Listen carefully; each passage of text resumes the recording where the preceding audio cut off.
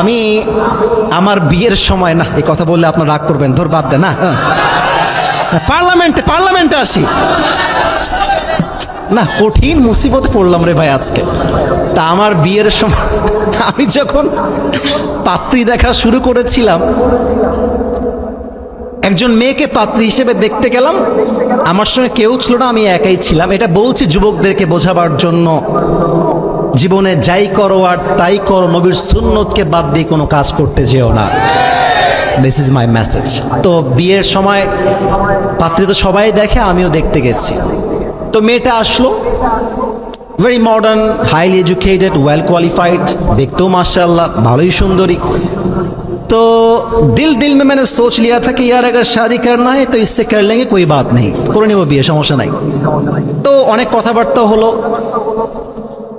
কথা বলে যখন উঠে যাব, আই মিন লাস্ট কনভারসেশন, শেষ মুহূর্তে মেয়েটা আমাকে বলছে, আপনি যদি মাইন্ড না করেন একটা কথা বলতে চাই। তো আমি আবার ঘাবড়ে গেছি, আবার কি বলে ফেলে আল্লাহই জানে। তো মেয়েটা বলতেছে যে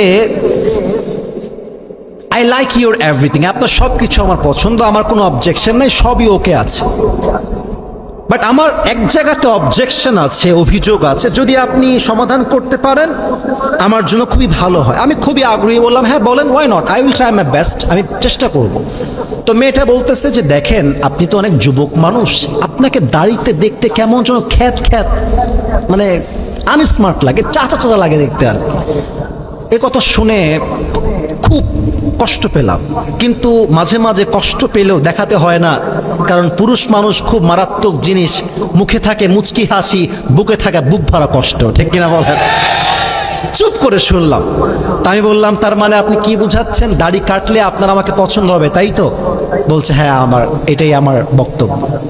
আমি সেখান থেকে বের হয়ে গেলাম।